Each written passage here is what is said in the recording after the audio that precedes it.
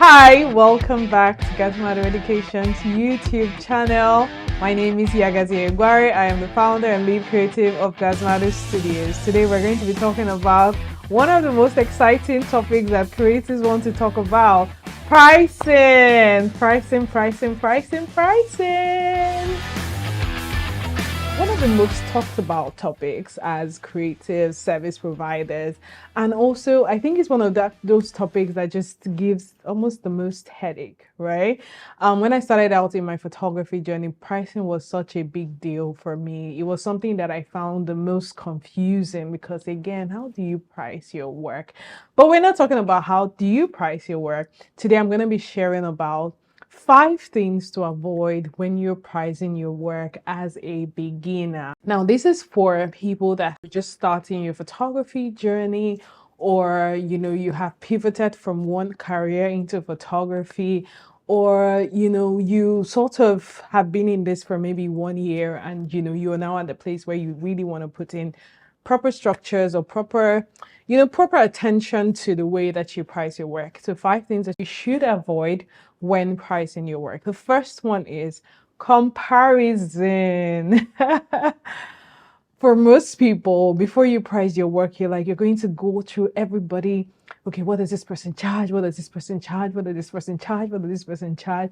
And based on all of this comparison, you can now say, okay, because of this, I'm not going to charge this. Because of this, I'm going to charge this. This is what I'm going to price my work.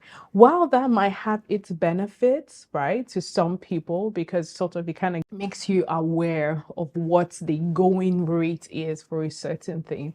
But for service-based businesses, there isn't a one-way streak as to how people derive their pricing. So you might be comparing yourself at a certain level with someone at a completely different level who is running a completely different business model.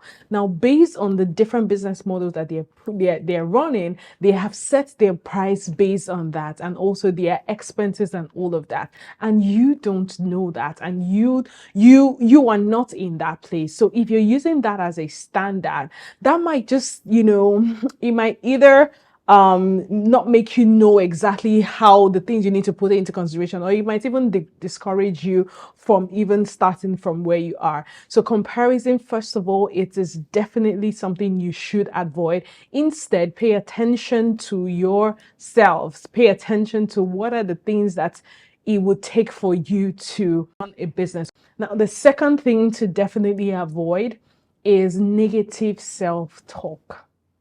Yes. Now, the only person that can limit you from going as far as you want to go to is yourself, right?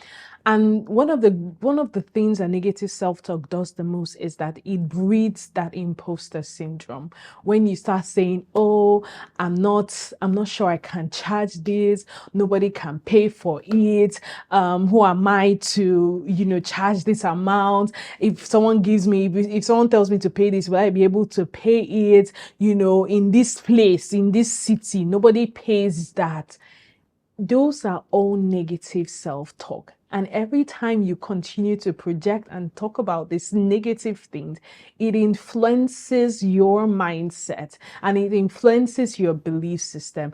And you honestly can never rise above any belief system that you have. So definitely, instead of talking so negatively, look out for places or people doing the things the way that you want to do it, or surround yourself with people who are believers in what it is that you want, or in a certain price you think that you should put yourself in.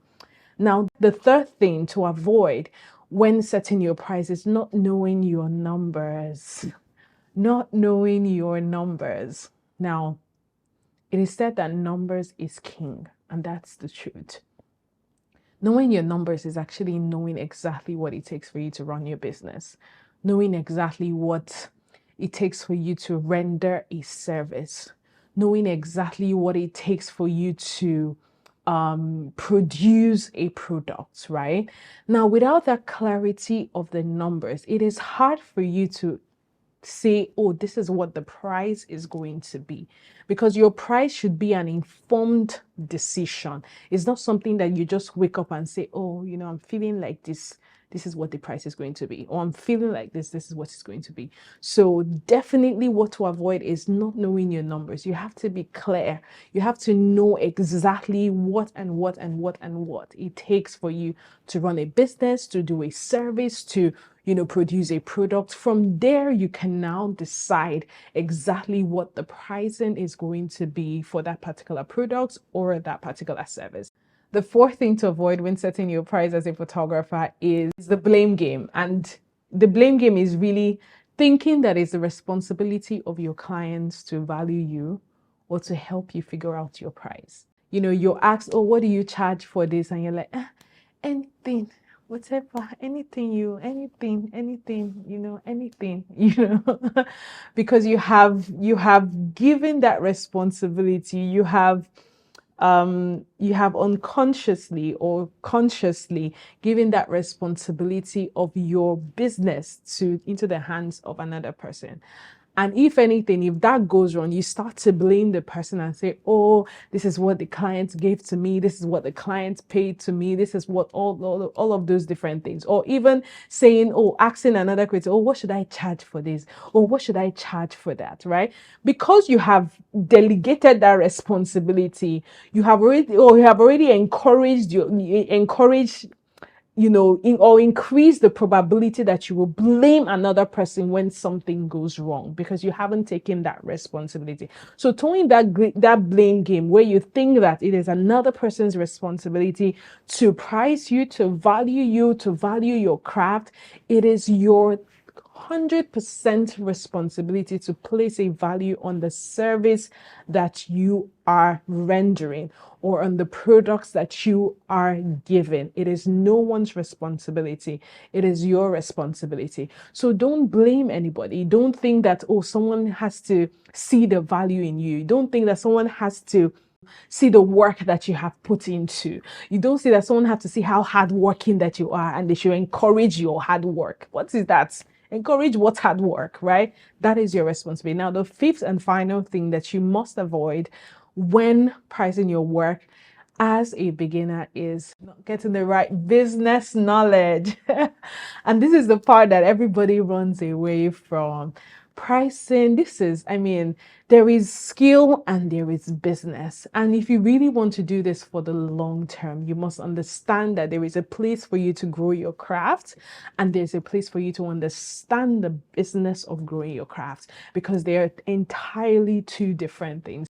But it's important that you understand that as soon as you start this journey of being a creative or being a photographer, it is not just going to end there. You must continuously invest in the right knowledge to build yourself and to build your business, to really understand what it means and what it takes for you to run a business.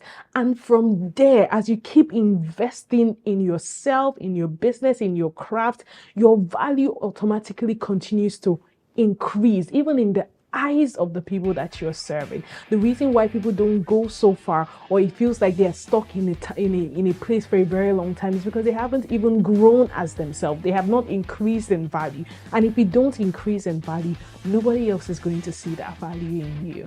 So I hope with these few points, you're able to know how the things that you definitely must avoid when you are setting your price.